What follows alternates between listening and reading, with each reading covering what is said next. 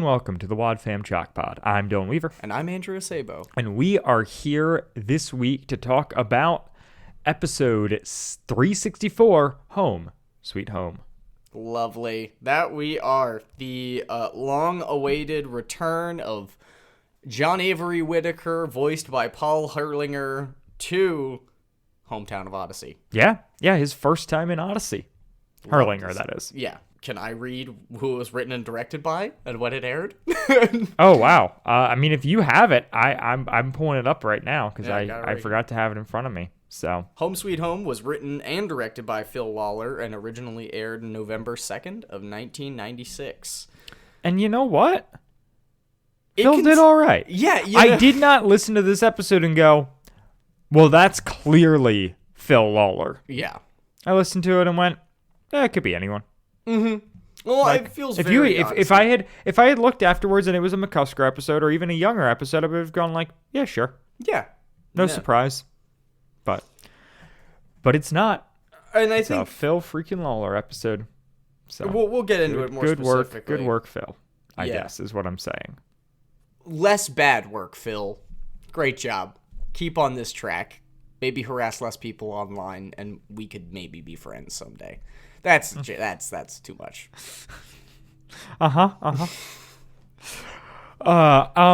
Cast-wise, no one really. Every part who isn't a main character is voiced by Corey Burton, which I love for him. Please. Get that money, get that paper. Yeah, and but we got a stacked cast otherwise. Sure. I mean, we've got basically all the core characters showing up in this one. Connie. Like, is there anyone major missing? No, not at this point in the show, I don't think. I think this is the whole regular cast. Yeah. I mean, there's no kids, obviously. Of the adults, though. So we got Tom, we got Bart, we got Bernard, we got Connie and Eugene, we got Harlow, we got Jack, we got Jason, we got Whit. Is Wooten in the show at this point? No. Yeah, then. I don't know. I don't know who else you would want. Like, Katrina's not here, but she's not main cast by any means. No, certainly, and it doesn't feel like she should be because she's not directly tied to Odyssey anymore. Yeah, I mean, it is ridiculous that I just rattled off all those, and that's all the main people in Odyssey, and you know who's not there? Any women other than Connie. Yeah. So with all the context out of the way, do we have a promo for this episode? Oh, you know we have a promo. Heck yeah. The freaking wiki is finally back enough for us to have a promo, so we're going to play a promo. There's no place like home, unless you're exhausted. Next time on Adventures in Odyssey, join in a mad dash reunion. Connie is frantic trying to catch up with Whit, but Whit just wants to catch a few winks. And Eugene would like to catch up with his luggage. See if you can grab home and keep up on the next Adventures in Odyssey.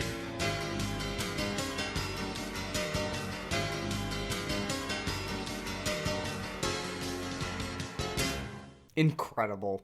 So good. Whit is trying to catch some winks. Mm-hmm.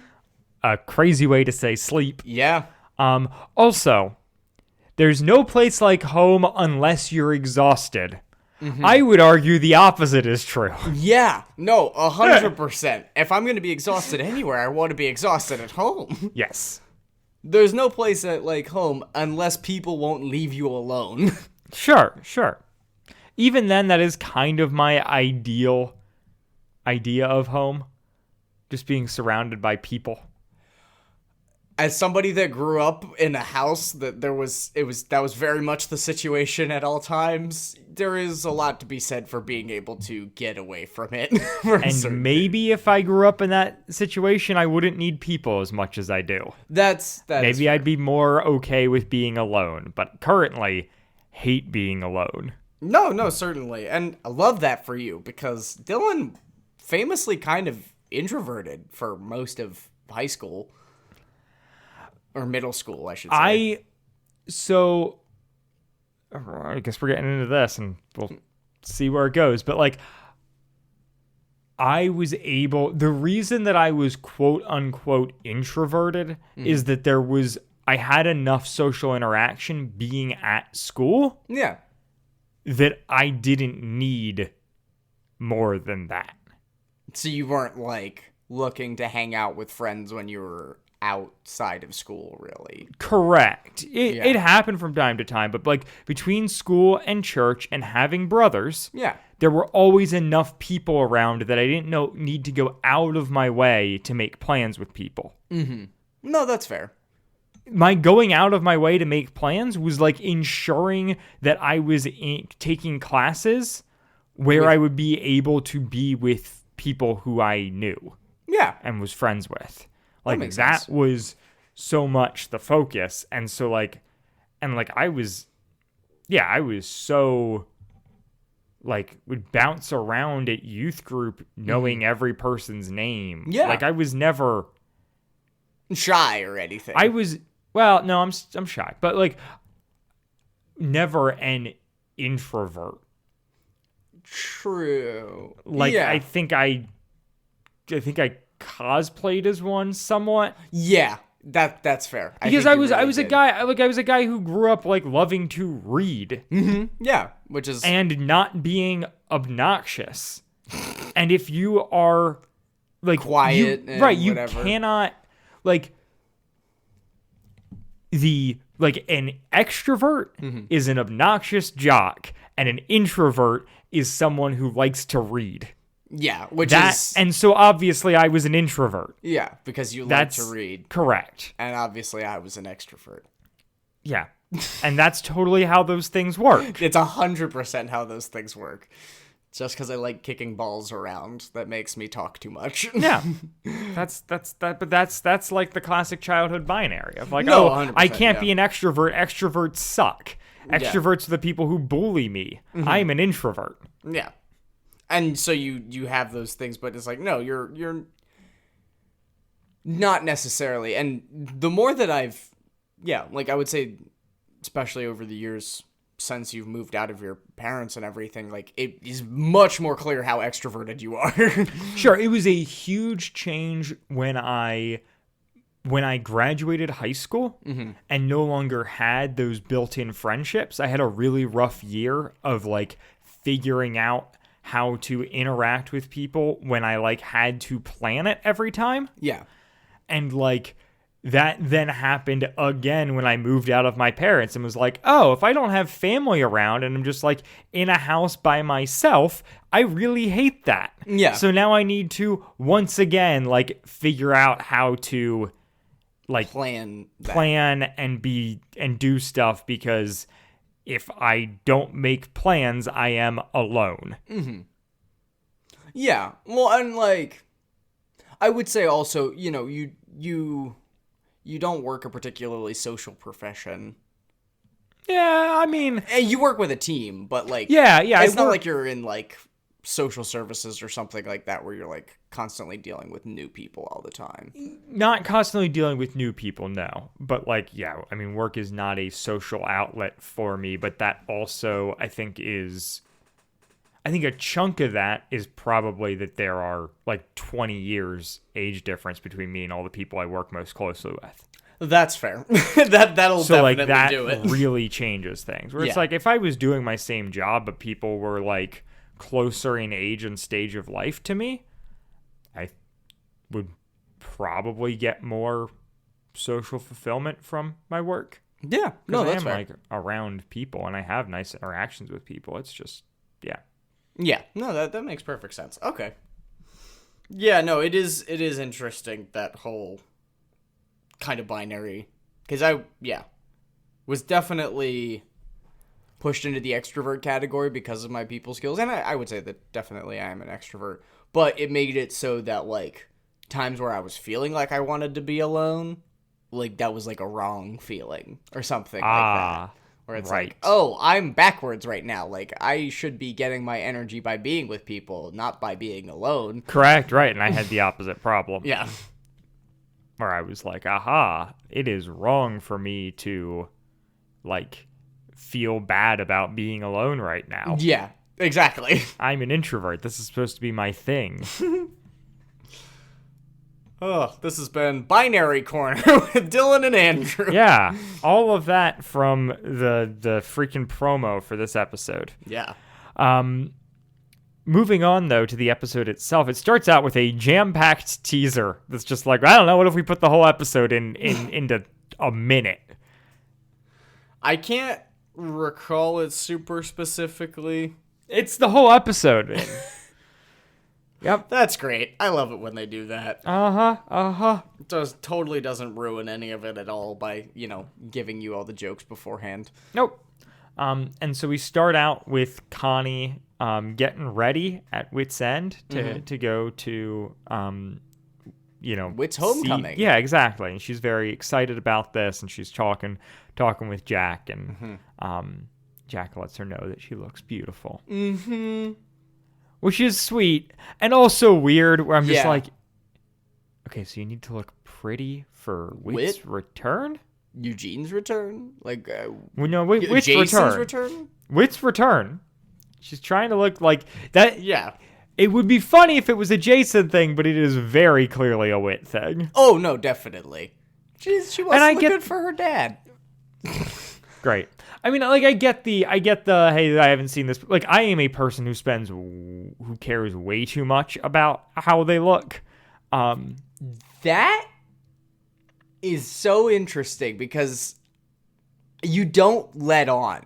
Not to say that you don't look put together or anything like that, but, like, I never would know that you are somebody that has, like, anxiety about what outfit to wear when you get up in the morning. I'm so sorry. I don't. Only as the occasions get larger. Like, I don't have anxiety about it most mornings. No, I put thought into it. Yeah. But it's not like something that stresses you out. It doesn't stress me out. Anytime it's like a slightly bigger thing, I more. I put more and more thought into it, and that's where I will, like, try on multiple different things and waffle back and forth on what the correct decision is, and then make a decision and then be out and be upset that it was the decision I made. Yeah, no, that's fair. I think specifically like weddings and any time where I have to wear like dress clothes, where it's like, what tie do I want to wear? What shirt do I want to wear? What jacket? Like, because they all fit me slightly differently and have different things. So yeah, no, 100%. That is so funny though, because you never really talk about that, so I never. Yeah, I mean, it's not like I don't think I have. Like, when I think of Dylan, I don't think about somebody that, like, I don't think of somebody that really cares about fashion. But when I think about it, like, you're always well dressed, and that is part of the secret that you now know, and everyone who's listening knows. But like, part of the game is always, how can I look good in a way that will not draw attention to itself? Yeah, no, 100%. Like, that is always the strategy. Is I don't want people to, like, I don't want everyone to be like, whoa. But I would love, like, one person to be like, nice outfit. Yeah, no, 100%. I agree. It depends on the situation. There's times where I'm a lot more comfortable going for the whoa moments, but most of the time, the woments, if you will. I will. Just this once. But there's a lot of times where I just want to look casual but put together. Like, oh yeah, that person doesn't look like they're trying hard, but they look pretty good. Yeah. Their outfit matches, and they look like they care about style, but they're not like dressed to the nines and making everybody feel uncomfortable by how hard they're trying. Yep. Yeah. Anyways, so bye, Connie. It's nice knowing you. Sure, but like the point was, like, I kind of get Connie's thing here. No, yeah. It is just funny that the framing is like, gotta look good for my dad figure. Gotta make sure I look great. For this 65-year-old man. I'm the only girl in this episode. Yep. Gotta look good for the men's. That's my job. Right, and then her stand-in dad figure tells her she looks beautiful. And then after she leaves says, it's been nice knowing you. I'm going to buy cigarettes. So we've got Wit in the airport with Eugene and Jason, and he's talking to them about looking forward to the peace and quiet. Mm-hmm. And it's right at that moment that Bernard runs up to greet him, and suddenly we discover all of Odyssey is at the airport. Yeah. One, how does that physically happen? Because in my mind, Odyssey Airport, tiny. And it's got to be. It's got to be full. Like, it's got to be absolutely packed out if everybody in the town, or most of the town, like, presumably, if the most important person in the town is coming home after being gone for a long time. Yeah, and I don't get the impulse there. Like, what is the... Like, why not just be ready for Wit to arrive at Town Hall or whatever? Yeah, where they said goodbye. Right. Why do you need to rush up to greet him? But it is just such a funny thing of, like, wow, everything revolves around John Avery Whittaker. No, 100%. Well, they like, literally give him a holiday? Yeah, the send-off was one thing because it was like... It was an emotional send-off to Hal Smith. Mm-hmm. And this feels like, once again, like this is like a weird tribute to like the importance of Wit as a character. Yeah. And like celebrating like the arrival of this new guy to play Wit for the time. And like it just... Yeah, it's a little too amped up. No, I agree. It kind of like it breaks the fourth wall in a weird way. It's them portraying the town of Odyssey as the listeners of the show. Yeah, no, definitely. I do agree where they're turning it into the community of the show's response as opposed to the fictional community within the show. Yeah. And so like, yeah, it does get larger than life. And in some ways that's really nice and sweet. Like hearing Bernard's voice get super emotive and excited when Wit comes back, and like hearing all those genuine, like those characters being genuinely excited is fun and different, because you really don't get to see that often from them, especially when it comes to something as significant as Wit. Yeah. So like I would say that there is some value to it, but it is very much it you know, if the first one was Infinity War, this one's Endgame. You know, like this is just a kind of a fan service yuck necessary means to an end. We gotta get Wit back somehow, and so naturally it's gonna be a big deal, and everybody's gonna be excited, because that's what we did last time, even though last time it made a lot more sense. Yeah. But I guess he's got the Infinity Stones, and so he can go back in time now. I mean, That is actually a wonderful headcanon. What if the Imagination Station is run on an Infinity Stone? Great. Yep. I love that. So we've also got,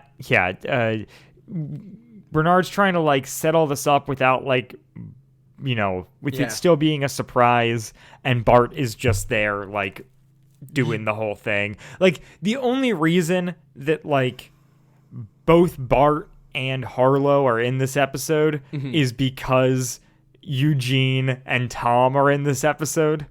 Oh, like it feels so much like we already have these actors, let's just have them do their other voices and we'll get jokes that way. No, 100%. Well, and also it's an easy way to make the town feel more full, and to bring the Rathbones in, because like, oh, even they're core characters that It's getting your bang for your buck, where it's like, well, we brought in every core cast member, let's have them do all of their characters as well. And so, we then find out that there's a police escort waiting out, a barricade and a police escort waiting for Wit to take him to. I said barricade, I meant motorcade. Waiting to take Wit to the town hall. where Mayor Riley is waiting. And it's like, Whit doesn't take this as a surprise, so apparently he's gotten enough info to know that Tom is mayor. Mayor now? Yeah. But I also forgot that Tom is currently mayor. So that was nice. Yeah, that is so fun. And, like, can you imagine coming back home from being gone for 2 years and your best friend is mayor? Yeah. That's insane. Yeah. Oh.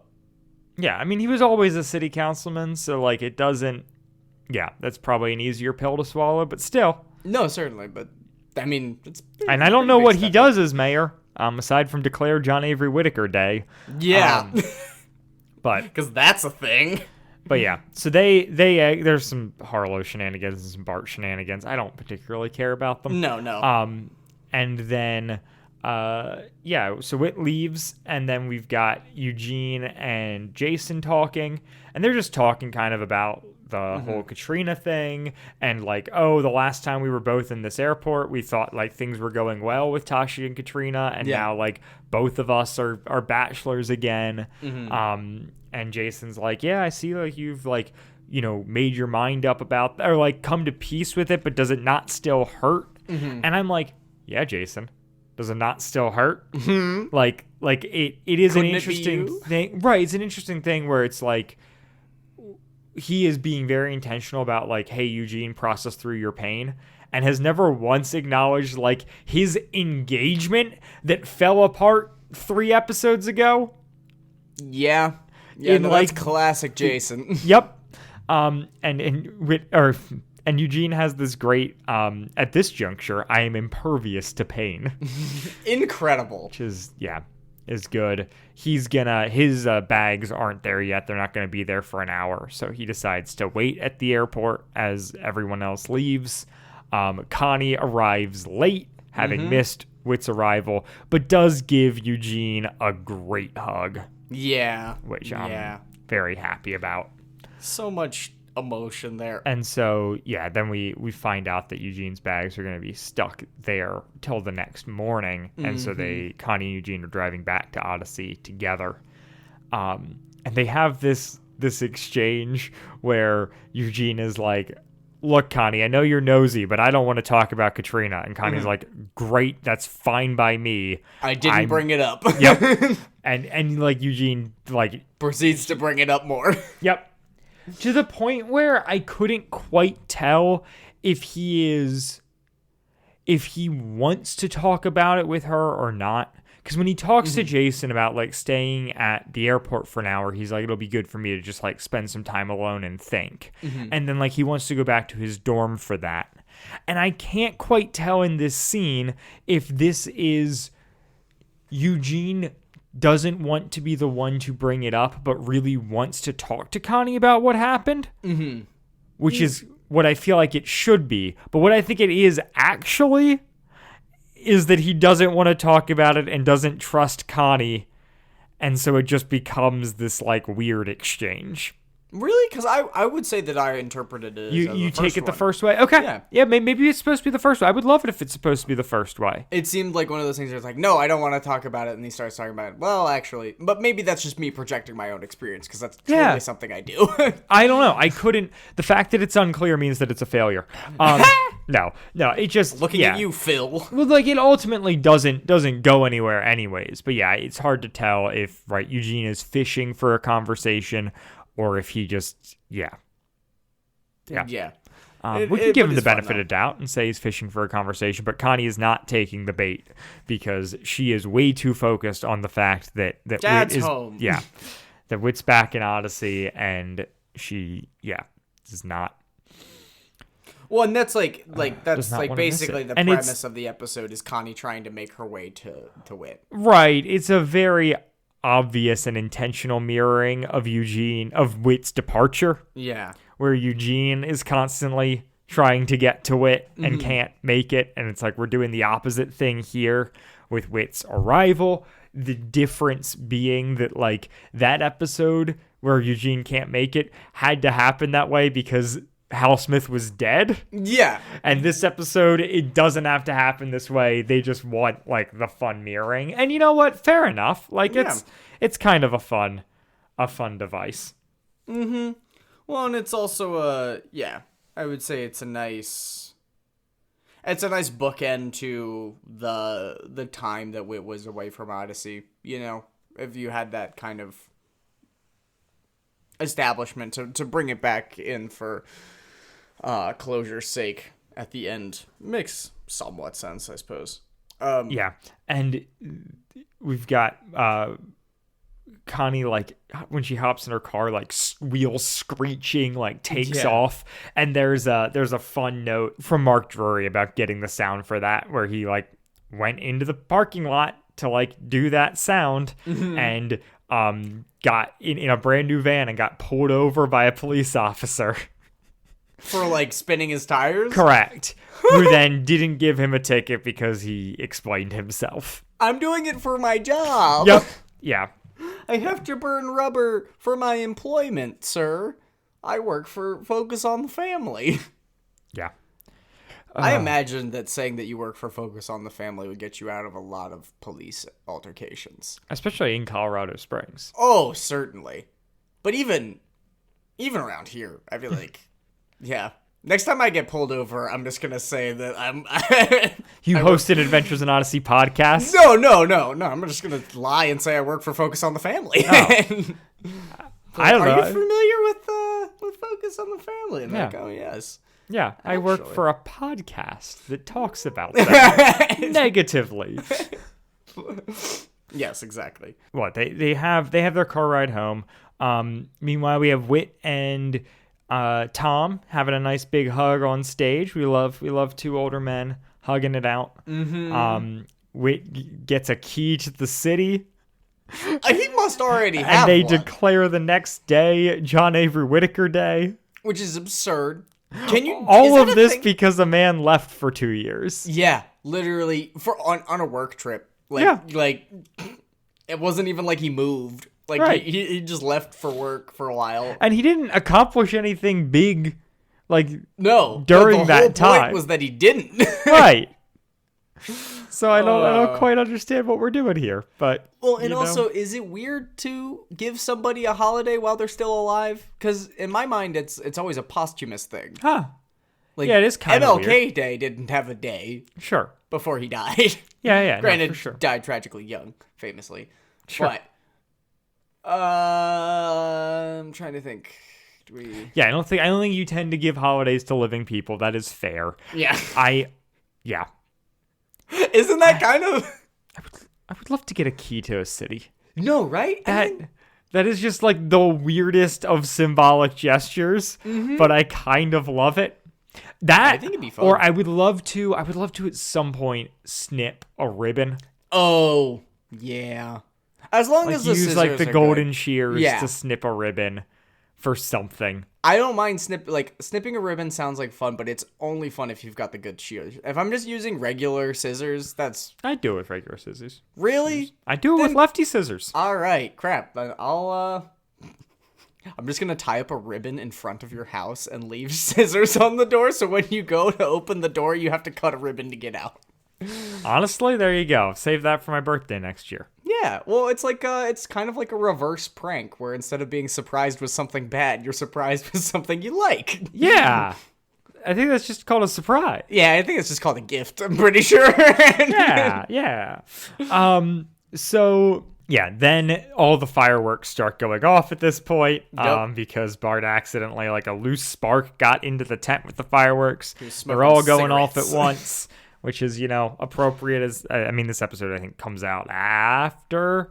Oh, wow. I think this comes out the Tuesday after July 4th. What a bummer. This could have been our July 4th episode if I hadn't gotten sick. But, whatever.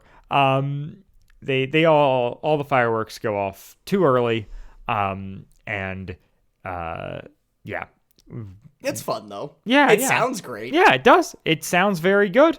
And I wonder how many fireworks they set off to accomplish this sound. Probably a lot of them. Or maybe that was actually one that they just could find in a in a database somewhere. Mm-hmm. But weirdly, they couldn't do that with tire screeching. Yeah. So we gotta get the original Foley. It won't sound real otherwise. I mean, look, it sounds great. The other thing that Mark Drury has to say here is that the whole crowd scene was a bunch of visitors who were touring Focus on the Family.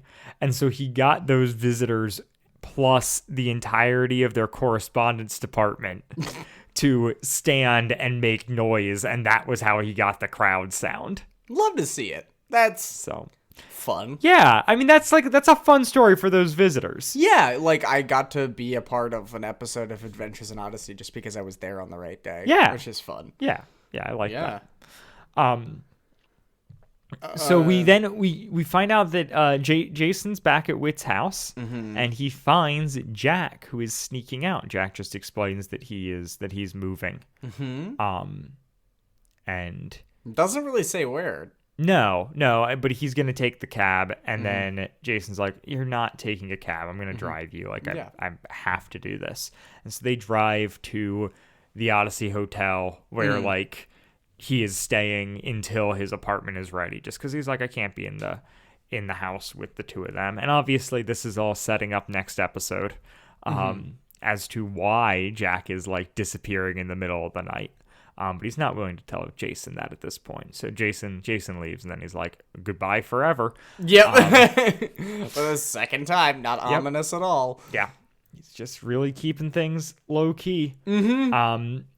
Meanwhile, we have, I think, my favorite bit of the episode, which is, so Connie arrives at the party only to find out that it moved because of the fireworks. Yeah. And Bart has lost his hearing because of the fireworks. Yeah, it was great, except for it was a little loud. So is it Bart and Harlow? Who's talking into the megaphone? Or no, it's Bernard. Is Bernard talking in the megaphone? No, it's Bart and Harlow. It's Bart and Harlow. Yeah. What just a delightful combo. Yeah. And you've got them yelling stuff back and forth. Well, and Harlow tells Connie that Bart has lost his hearing, and then he dips.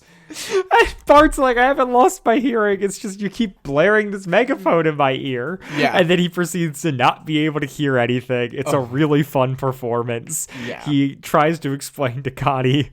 The tent peg shot everywhere when the tent exploded. And Connie doesn't listen and like goes to pull out and immediately hits a tent peg. Yeah. And it's like, Bart, why didn't you tell me about the tent pegs? Well, yeah, and the crazy thing is, like, so Bart's saying about it, like, basically while she's getting into her car. And it's immediate right away, and it's, yeah. It was kind of annoyed that she said, like, why didn't you tell me about the 10 pegs, because it was so on the nose, but it was funny. I just love, like, this dumb comedy scene. It's hilarious. There's in the a middle bit, of everything else, and it's, There's a bit in,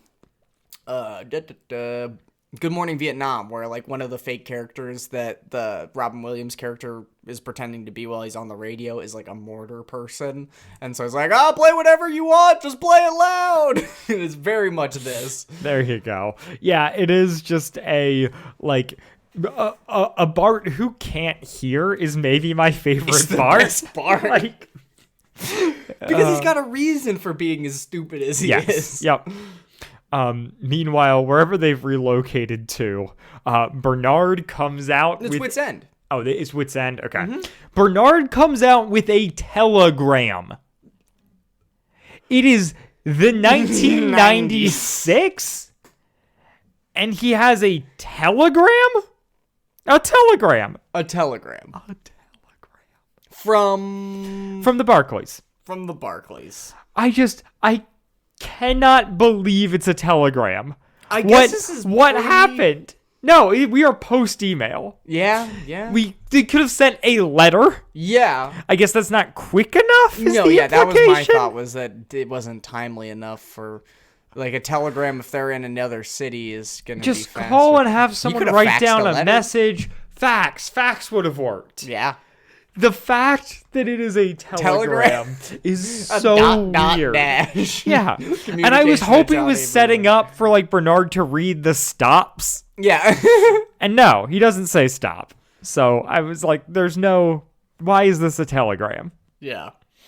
But it's have you seen The Secret Life of Walter Mitty? No, I have not. This is a movie that I've been very well pitched. But Yeah, I I love that movie. And there's the Ben Stiller one, not the original. I haven't seen the original. I've heard good things about it, just I've never gotten around to it. But I've read the short story though, weirdly enough. But the Ben Stiller one, there's a good bit with a telegram in there. Lovely. But anyways, that's fine. That's so they read the telegram. Whit is like very sleepy, and then we get a bunch of people whistling. It's the Bird Watchers of Odyssey group whistling. This was also pulled from the people who were touring. They asked them to whistle? Uh-huh. Jesus Christ. Andrew, can you whistle? Not well, but I can. Like, do you want me to whistle like Yes. a bird? My dad was a religious whistler, and he like all the time. Nice. I cannot whistle, and I'm still sad about. Good at it by any means, but I do like to do it. And when I worked at Starbucks and I was super stressed out during rushes, I would whistle to myself while I was making drinks to calm myself down. So I whistle while I work it. Amen. That's what I always said about Dylan. That's why I'm here 4 years later. He just whistles while he works it. Anyways, whistling aside, Whit falls asleep while whistling, and Bernard tries to announce it's time for his speech, and he is unable to because Whit is asleep. And so Whit wakes up, gives himself a nice speech, and excuses himself. And then, of course, Connie arrives. Naturally, Connie freaks out. And yeah, we get a little. Tom took him home. Yeah. By the way. Yep. We get a little insert scene here where Jack is on we hear a one-sided telephone call and find out that Jack is flying out tomorrow. And then Connie arrives at Whit's house. Tom's there. She just starts crying that she didn't get to see Whit. Yeah. And then Whit comes out of the house and gets to see her, and they have a very nice hug. And then he says, "Where have you been, little girl?" Yeah. Yeah. That's pretty freaking disgusting. First line between Hurlinger Where and have you been, Katie little Lee. girl? Where have you been, little girl? Like, it just... I don't know. They haven't quite figured out how to do the Connie-Whit relationship doesn't work in this episode very well. No, not well at all. Because, I mean, it is... Yeah, it's a sweet real, reunion. and it makes sense, but, like, you just have to... You can't word it like that. Yeah. Even Honey would be incredible. Like Honey would be creepy, but much better than Little Girl. Yeah. It's an odd one, but... Darling? No. I don't know. I struggle with any of the classic pet names. I feel like it's really hard to say in a way that is charming because they just have too much baggage. And so you end up sounding like creepy or like a weird misogynist or something. And you can let that, I can let that go with a lot of classic media. This just feels weird and out of place, and it doesn't... I have heard Whit talk affectionately towards Connie so many times and never say little girl. Because she's not. Correct. He has always been really good about, trying to raise her up. What about sweetheart? Yeah, even then, I'm I don't know. It's creepy, but it's better than little girl. I think it's Connie. Yeah, or Connie. Yeah, where have you been, Connie? He says... And, he says Connie otherwise in the scene, but it's just, he is such a... I can just hear Hal Smith saying Connie affectionately in a way that, Hurlinger saying little girl just did not work falls for me. Completely flat. In the way that, very dramatically falls face forward. Yeah, but, overall, a fine episode. It's functional. We're moving the plot forward. Yeah. There were a lot of... Cameos. Yeah, a lot of fun people. We got, a couple good scenes, and it's like, all right, Wit's back. Like now the show can get back on the rails. Although I will point out, and this will be good to talk about throughout all of this album as we keep making our way through these episodes, but like the writers had not decided to keep Wit in Odyssey full time at this point. We set that up in the right choice where the missions board is asking him to go back out. And that is still on the table as they are crafting these episodes. That's crazy. Is this going to be our, like, how we conclude our Wit story? Like, we talk about Search for Wit being like, maybe that's the last. And then they're like, all right, well, we can't quite close it out on Wit until we bring him back to Odyssey. So they bring him back to Odyssey, but they're still like, maybe that's the last. And we'll explore over the coming episodes whether or not it is. And then they do a hard reboot, and it's still not the last. Yeah. And they could have had it be all of the... What was the... I was just thinking about that earlier this week. Their terrible ending where all of the post-album 50 stuff is just Connie in the room of the room of consequences or whatever. Oh, yeah. Yeah. Like, The, it was all a dream. Yes. A horrible, horrible The reset dream. button they gave themselves. Yeah. Just real yucky. Yep. But It's a bad relationship. You gotta break up with Wit. That's all I'm saying. If you're thinking about it this much. yeah, but that's that.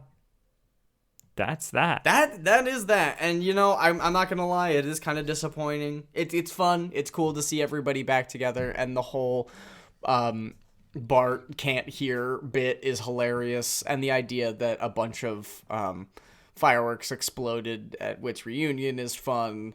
And the whole Jack leaving for cigarettes and never coming back thing is nice. But it's all, I don't know. It's not nearly as heartfelt or as warm and fuzzy as I probably would have liked. But I think that is indicative of what you said, in the sense that, like, they're not sure that this is the permanent landing spot for Wit. So they're not going to lean as hard into that. Yeah. So, yeah. Overall, I mean, solid, like 3.5 out of 5. I don't know. Yeah, it works. It works. It does the thing. Good voice acting performances from the vast cast that they had. Absolutely. And as much as we talk about, like, Paul Hurlinger is my favorite Wit. Oh, yeah. Yeah. It is always... Yeah, the thing I always struggle with is I'm like, is it that I like the episodes that he is in better, or is it that I like his performance more? I definitely like the writing of... So the thing that Hurlinger does as Wit is makes Wit less central to the show. Yeah. Which I think improves Odyssey as a whole really well. It's kind of a toss-up between... I don't love early Hal Smith. I feel like towards the end, I like the way like Hal Smith's voice lands and the way he chooses to perform that. But yeah, I think Hurlinger is the best era for Wit as a character. I just don't want to put all of that on Hurlinger as the actor. That is fair. I mean, and I have so much reverence for Hal Smith, and obviously there would be no Paul Hurlinger without Hal Smith. So I think that there's a lot to be said for what Hal did for the show and blaze the trail. Yeah, but it's incredible that anyone can step into that role, and that we can even have that thing of like they are as good or better. Like that is they're comparable. Right. The fact that they're be in the same ballpark at all is wild. Well, and now that we learned about how they found Paul Hurlinger, are you kidding me? Yeah. It's not like they found an A-list actor that they were like, oh, this is the guy. Yeah, right. They don't do what they do with like when they bring in Stoker. Like that is much more the thing of like, oh, we're gonna find like. Yeah, that was like what they did when they brought in Hal Smith. They were like, we need a famous voice actor to anchor this. Yep. Except for he doesn't really anchor the new show. I mean, kind of. I don't know. Yeah, it's weird. I don't know. It doesn't happen. There's no Odyssey post album 52 or whatever. After Green Ring, they stopped making the show. Yeah, weird. All right. Andrew, anything you wanna plug here?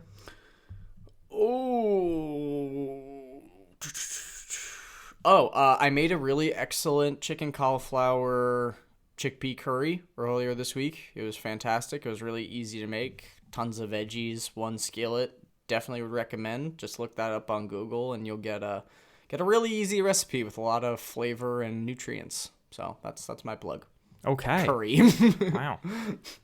Anything for you, Dylan?